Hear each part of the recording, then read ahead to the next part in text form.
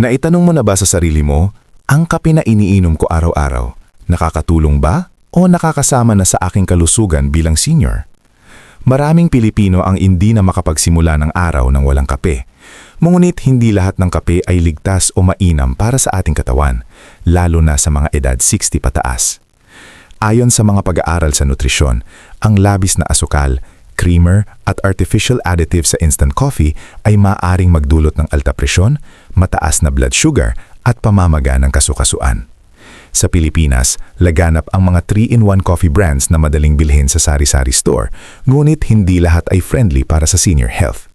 Sa video na ito, tatalakayin natin ang 9 na karaniwang brand ng kape na dapat limitahan o iwasan ng mga senior at sa huli ay ibabahagi rin natin ang 3 mas malusog na lokal na alternatibo na makakatulong sa mas mahabang buhay at mas malusog na katawan.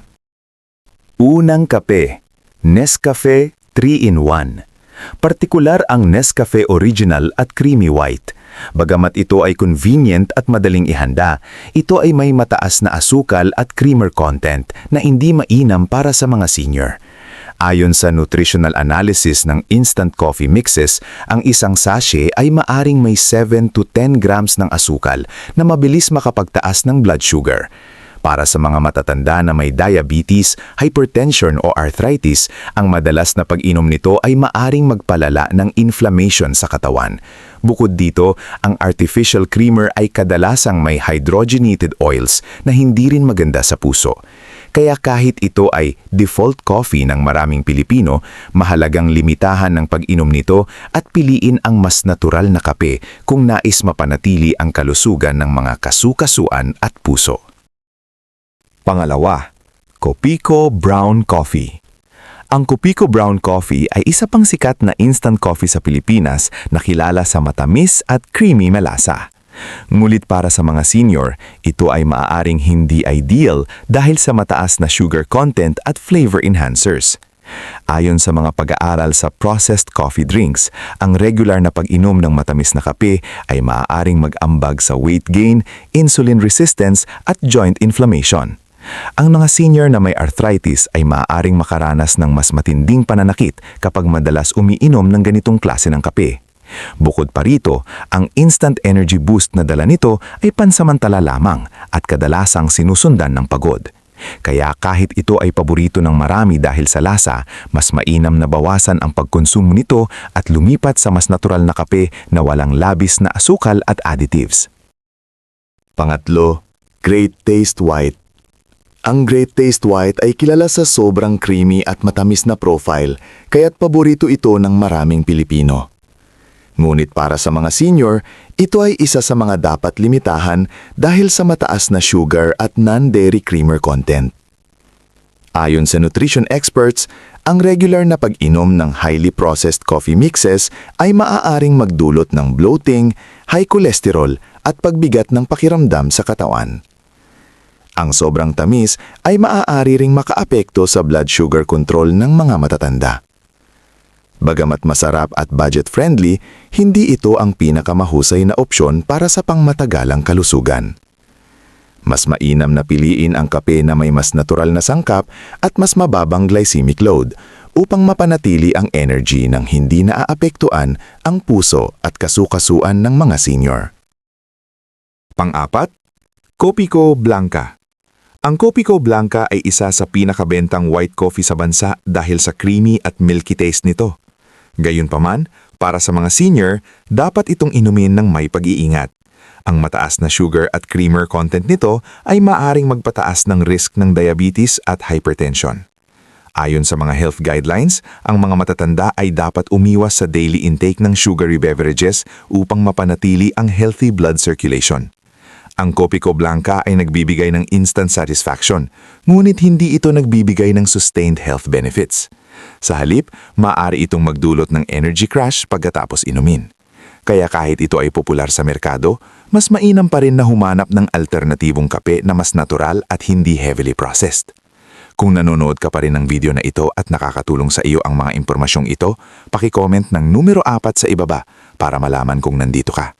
At kung hindi ka pa nakasubscribe, inirerekomenda kong lang subscribe ka at i-on ang bell notification para hindi mo makaligtaan ang mga susunod na videos. Ang iyong suporta ay tumutulong sa amin na makagawa pa ng magagandang content para sa iyo.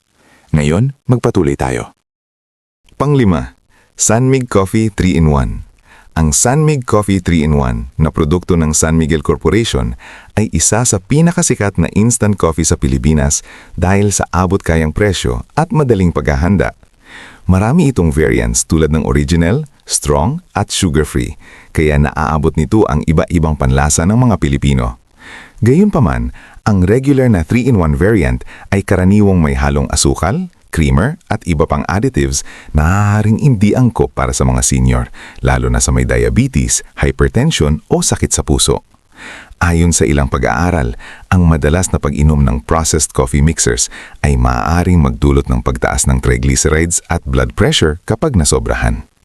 Bagamat may sugar-free option na mas mainam kumpara sa regular, mahalaga pa rin ang tamang pag-inom at hindi ito gawing pang-araw-araw na bisyo.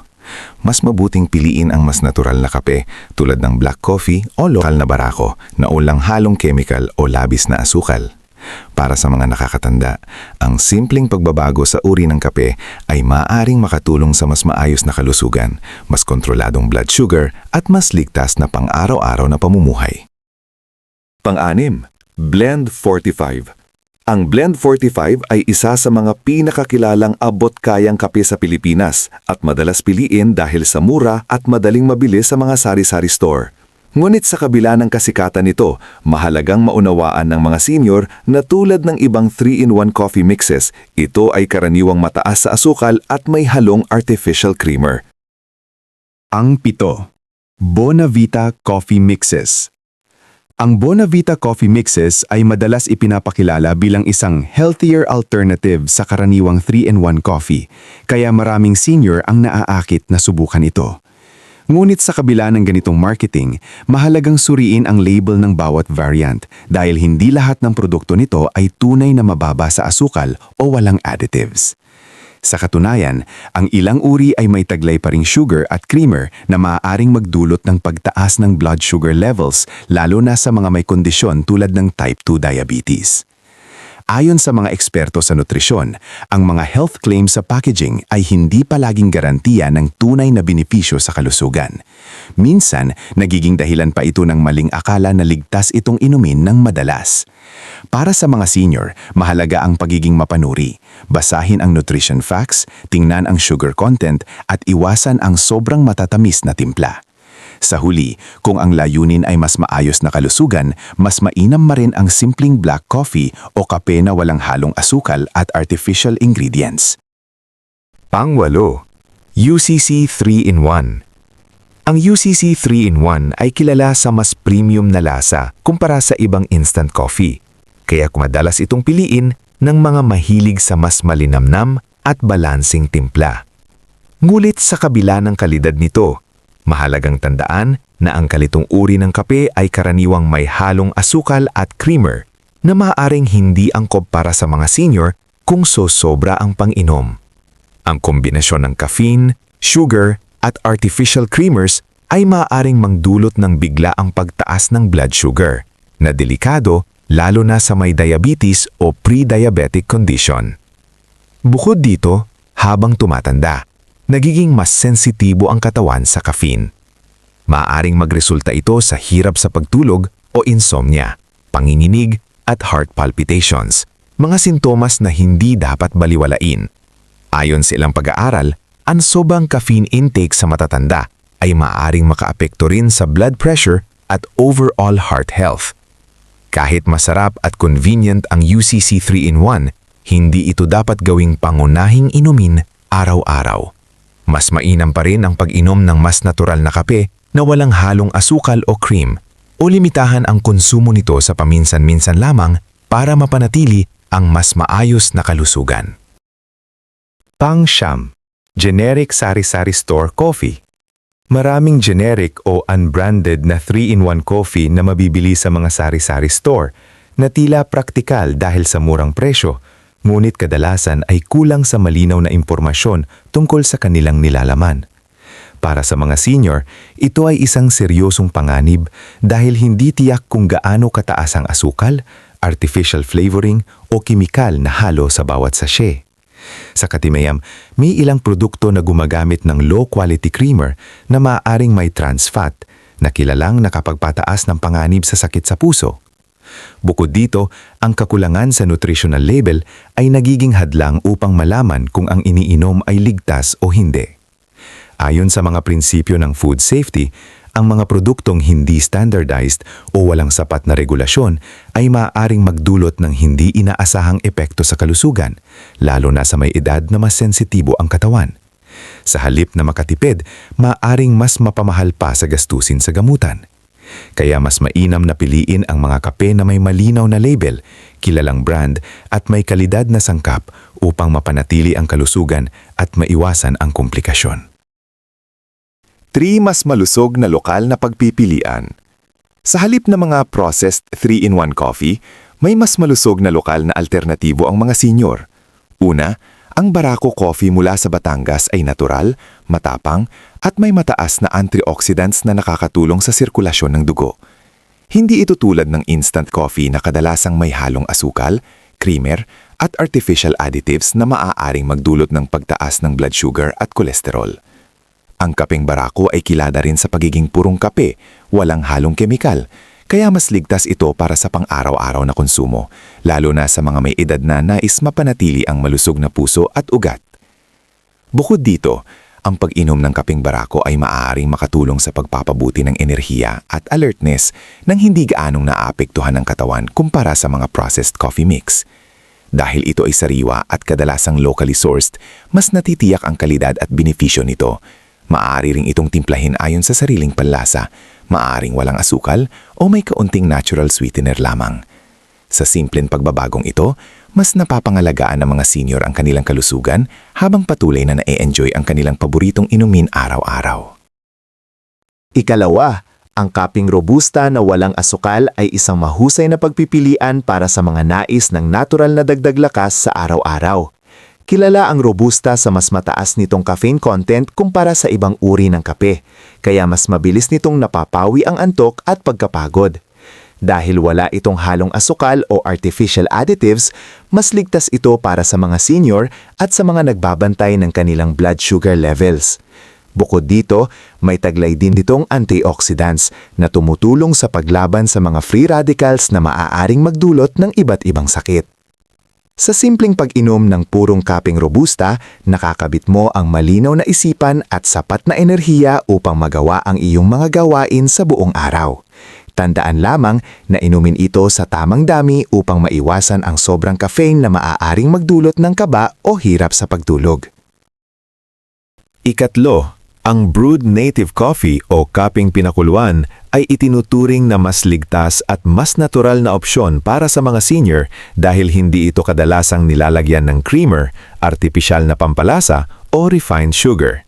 Sa halip, ito ay purong kape lamang na mula sa simpleng proseso ng pagpapakulo ng giniling na butil ng kape na karaniwang ginagawa sa mga probinsya sa Pilipinas.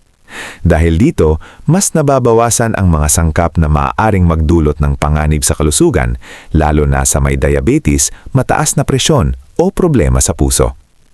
Ayon sa ilang pag-aaral, ang pure black coffee ay maaaring magbigay ng benepisyo sa brain health dahil nakakatulong ito sa pagpapasigla ng utak at maaaring magpababa ng risk ng cognitive decline tulad ng memory loss sa pagtanda. Mayroon din itong natural na antioxidants na tumutulong labanan ang pamamaga sa katawan o anti-inflammatory effects. Bukod dito, maaari rin itong makatulong sa metabolismo na tumutulong sa mas maayos na pagproseso ng enerhiya ng katawan. Para sa mga senior, ang pagpili ng native brewed coffee ay mas mainam dahil ito ay mas simple, mas natural at hindi labis sa additives. Sa tamang dami lamang, maaari itong maging bahagi ng mas malusog na pang-araw-araw na lifestyle. Pangwakas na kaisipan. Sa huli, mahalagang tandaan na ang kape ay hindi lamang pampagising, kundi maaari ring maging salik sa ating pangmatatalang kalusugan. Para sa mga senior, ang tamang pagpili ng kape ay kasing halaga ng tamang pagkain at ehersisyo. Ang mga karaniwang 3-in-1 brands tulad ng Nescafe, Kopiko at Great Taste ay maaaring masarap at convenient, ngulit madalas ay puno ng asukal at additives na hindi angkop sa pang-araw-araw na konsumo. Sa kabilang banda, ang mga natural na kape tulad ng Barako at brewed black coffee ay mas ligtas at mas may benepisyo sa katawan. Hindi kailangang tuluyang itigil ang pag-inom ng kape, kundi maging responsable lamang sa pagpili. Sa pamamagitan ng tamang kaalaman, mas mapapahaba natin ang buhay at mapapanatili ang lakas ng ating mga binti at kasukasuan kahit tayo ay tumatanda na. Kung nagustuhan mo ang video na ito at nakatulong ito sa iyo, mangyaring i-like, mag-subscribe at i-share. Ang inyong suporta ay tumutulong sa amin na patuloy na gumawa ng magagandang content upang kayo ay mabigyan ng kaalaman at inspirasyon. Salamat sa panonood at inaasahan naming makita kayo sa susunod na video.